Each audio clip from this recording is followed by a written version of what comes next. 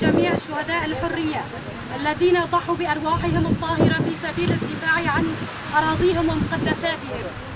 كما نعلم أن عفرين التي احتضنت منذ بداية الأزمة السورية كافة المكونات وأصبحت ملاذا آمنا للجميع تعرضت لهجوم المحتل التركي وقصفه الهمجي، حيث نزح الآلاف من أهالينا في عفرين. وبتاريخ 18/3/2018 فقد أقدم جيش الاحتلال التركي على استهداف البنى التحتية والمواقع الأثرية والمزارات الدينية وأماكن العبادة، حتى القبور كانت أيضا مرمى للنيران الاحتلال التركي ومرتزقته الفاشية بشكل مباشر ومقصود بغية تهجير أهالي المنطقة جميعهم.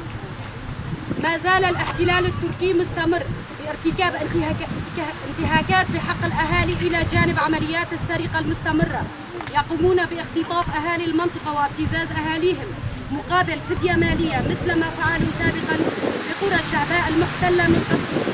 فقد أجبرت بعض العائلات العفرينية التي عادت إلى عفرين على الرحيل مرة أخرى تحت تهديد السلاح من قبل المحتل التركي ومرتزقته، علما أن منازلهم تعرضت للسرقة والحرق من قبل المجموعات المرتزقة المتواجدة هناك، في حين يمنع الاحتلال التركي مغادرة أهالي الغوطة من مقاطعة عفرين بقصد العودة إلى مناطقهم في ريف دمشق بعد تهجيرهم منها في صفقة عفرين رغبة من تركيا في أحداث التغيير الديموغرافي وتهجير أهاليهم الأصليين.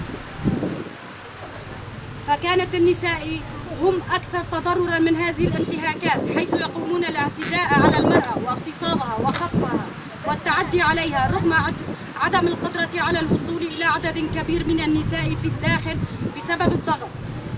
كما أن حالة النزوح تحتوي على الكثير من الصعوبات والمعاناة بالنسبة للمرأة من النواحي النفسية والاقتصادية والاجتماعية.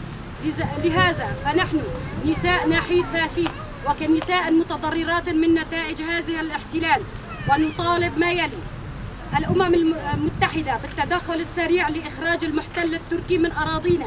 نطالب جميع المنظمات النسائية والمنظمات حقوق الإنسان بالدفاع عن حقوق النساء والضغط على حكومتهم والجهات المعنية لإيقاف الانتهاكات بحق النساء والأطفال في عفرين. ونناشد محكمة الجنايات الدولية بتشكيل لجان التقصي الحقائق وتوثيق جرائم الدولة التركية بحق الشعب والنساء في عفرين. نناشد النساء في العالم بأن لا يتوقعن عن مطالبه بحق شعبنا والنساء وأبداء مواقف ضد الاحتلال التركي في كل مكان. كما نناشد العالم والشخصيات المؤثرة والحقوقيين بالوقوف مع شعبنا ونسائنا في شمال سوريا والدفاع عن حقوقهم والوقوف ضد دكتاتورية أردوغان وحكومته. ونؤكد بأننا سنستمر في نضالنا ضد الاحتلال وسنحرر عفرين، فنحن أصحاب الأرض.